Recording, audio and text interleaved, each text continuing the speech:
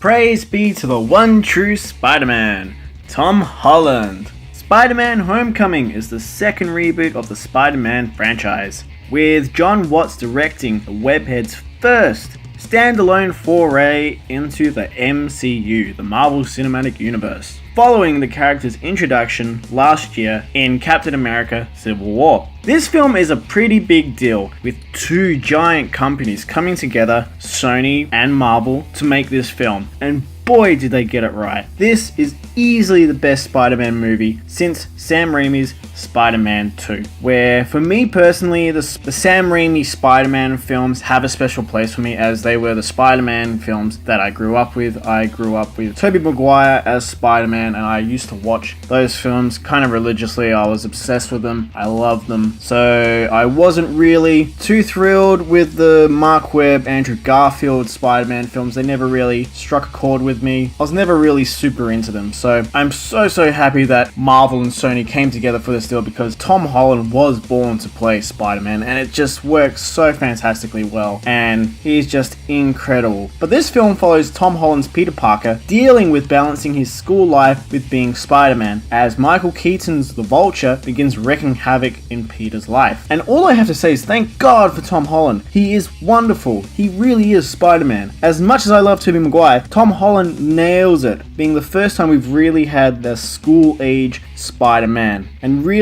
where Peter is dealing with drama in school. Tom Holland's performance is incredible. He's got the acting chops, and he nails the physicality. He's got all of it. He is fantastic. And guys, it's been a long time coming since the Avengers with Loki, but the Vulture is finally a good villain to come out of Marvel, with Michael Keaton nailing it with a terrifying performance. Who would have thought that Batman would be the perfect choice for a Spider-Man villain? There are some predictable traits with the character that will feel familiar, but Keaton really is riveting to watch, and a great foil to the image of Tony Stark, where Keaton really feels like more of a blue-collar genius that has a lot of his talents held back because of the social position he is in. Which, not to mention, despite the trailers, Tony Stark and Iron Man aren't really in the film that much at all. They're really kind of peppered throughout, just enough. Although, don't get me wrong, there is ample references to the Marvel Cinematic Universe here, which may turn some people away, but Tony is kind of used just the right amount as sort of a mentor to Peter Parker in the film. But really, a big shout out needs to go to all the cast members in this film for being really fantastic. I mean, there are so many, I'm going to forget a lot of people, but real special shout out to Jacob Batalon, who portrays Peter Parker's best friend Ned, who I thought was really incredible in the film. He really provided a lot of the humor, being sort of the comic relief, but it felt really natural. You believe that Peter Parker and Ned were best friends, and they were so incredibly fun to watch, sort of talk and hang out together. You believed it. Jacob here was wonderful, and I really can't wait to see him come back for the Homecoming sequel. But there are a lot of classic characters here, sort of revamped and integrated really spectacularly into the Marvel Cinematic Universe. And really, this is how you can smartly balance villains in a superhero film, with the Vulture sort of being the big bad of the film, but also having the Shocker and the Tinkerer sort of playing their part in the film to assist the Vulture, sort of as his underlings or his minions. And it works wonderfully. Marvel nailed balancing the villains in this film. But look, the film is pretty. A lot of action scenes were kind of teased and shown in the trailers, but I think there's enough here to warrant going to see them on the big screen. They aren't quite as intriguing or energetic as the action scenes in the Sam Raimi films, I feel, where this sort of feels a bit more on par with previous MCU action scenes. For me personally, the action scenes in the Sam Raimi films felt a bit more kinetic and were a lot more brutal on Spider-Man. As Sam Raimi obviously is famous for sort of intentionally putting his actors under pressure and kind of jokingly torturing them, but I think the action scenes here are still very enjoyable, and they aren't sort of overdone or aren't too over-reliant on CGI as some people may have been worried about from the trailers. The CGI really does come together here and there, and it's pulled off a lot better than the Amazing Spider-Man films. But guys, this is really the most fun that I've had with a Spider-Man film in a long time. There is so much done right here. Michael Giacchino's score is fantastic and well used. The 60s Spider-Man theme has been revamped and redone for the film by a classic orchestra, and it's so wonderfully utilized and put together, and it's so fantastic. But not to mention, both post-credit scenes are well worth the wait. Definitely stay in your seat. They are fantastically handled. They're really, really entertaining. I mean, I do have some small gripes with some of the familiar beats that you've seen with previous villains in Spider-Man films. It may feel a bit too familiar to some people, and some might not like some of the changes that are made to the Spider-Man mythos, but I personally feel like some of these changes do need to happen to make it different from the previous films. It's the same case with Batman and Superman. Since we've seen them on screen so many times, we really do need to see them in new lights with new takes and new eyes. Spider-Man doesn't have the fortune that an Iron Man had, where no one had seen Iron Man previously to his film, and Marvel could be as faithfully accurate to his character in that first film and give us the Iron Man that fans of the comic books sort of all knew, loved, and expected. But Spider-Man doesn't quite have that opportunity, so some changes here are definitely welcome, especially with some changes in regards to love interests in this film, which keeps things a bit fresh and leaves us not expecting quite so much. But guys, Spidey is back. He's better than ever. He deserves to be with Marvel. I really do hope you enjoy it. This movie is going to make a lot of money, and it's arguably one of Marvel's best films. I think it definitely will be in the conversation of ranking with Iron Man 1 and Guardians of the Galaxy 1 and the first Avengers. I think it's definitely going to be in that conversation. Again, I'm very glad that Sony and Marvel came together on this film to give us a Spider-Man film that we've really deserved for a long, long time. It's a welcome change for Spider-Man, and I'm glad he's back with people that really love and respect the character. So Spider-Man Homecoming gets a 9 out of 10 from me. I hope you enjoyed this review. If you did like it, do remember to hit the thumbs up button and leave a comment down below in the comments section. Have you seen Spider-Man Homecoming? Are you planning to see Spider-Man Homecoming? Do let me know down below in the comments section. And if you'd like to subscribe to the channel, do remember to hit the subscribe button with the little bell next to it, which will keep you up to date on when the Mono Report uploads new content. And also don't forget to follow the Mono Report on Facebook and Twitter at the Mono Report. Thank you so much, guys, and don't forget to stay right here for your Mono Fix. Bye, guys.